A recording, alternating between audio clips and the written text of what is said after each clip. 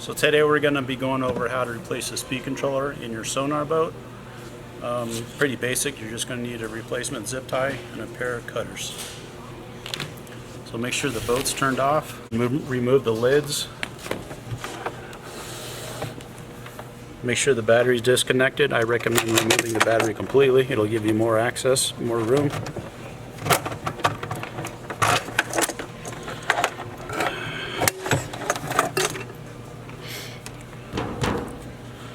Next, you're going to want to remove the wire from the speed controller to the autopilot box.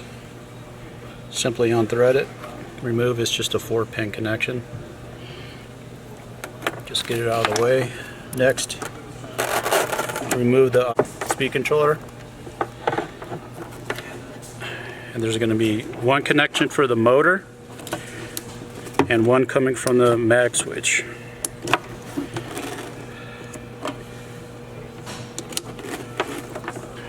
And then there's also two cooling hoses.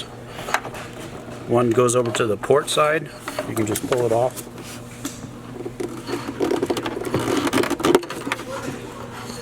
And lastly, the one on the back of the motor. And that's it, it's free.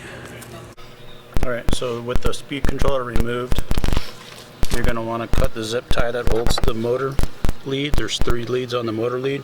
Just cut that zip tie so the wires come loose. Take your replacement speed controller.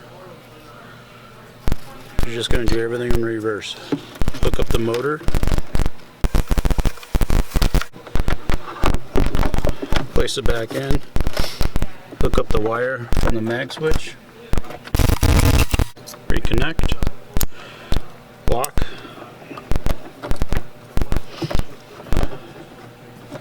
So you're going to take the replacement zip tie. Make sure you get your wires up out of the way.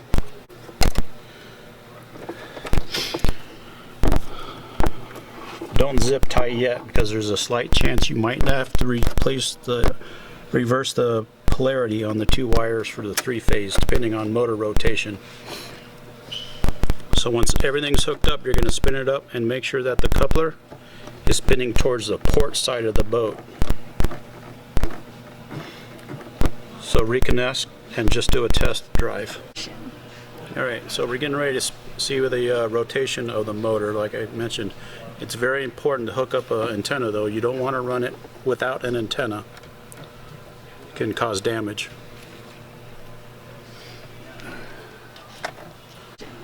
Okay, with the speed controller hooked up, you need to reconnect the 4-pin wire across from the autopilot box to the speed controller.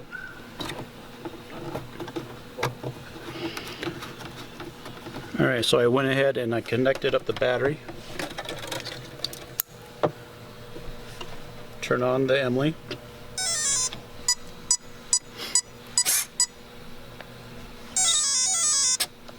Okay. So I'm going to check the motor rotation. Like I mentioned before, it should go towards port. Okay, we got lucky. In this case it is towards port. But I'm going to go through the steps to show you what to do if it is spinning towards starboard. Okay, now I'm going to show you, in case the motor rotation wasn't the correct, I'm going to show you how to fix that. So just remove the speed controller. You're going to want to open it up. And you're going to reverse any 2 of these wires. It doesn't matter which ones. In this case I'm doing this one and the middle one.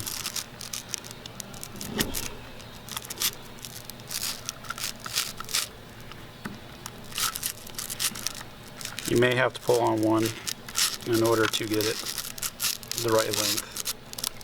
Okay. With the 2 wires reversed, go ahead and reinstall everything and check your motor rotation again. Alright, once you confirm the motor rotation is correct, go ahead and reinstall the speed controller, and you're going to hook up the cooling lines. There's 2 of them that come out of the speed controller. The longer one goes across your Emily to the port side.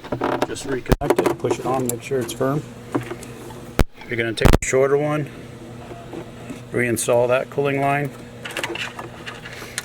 and then you're going to want to do your best to get the cabling out of the way. That's where the replacement zip tie comes in.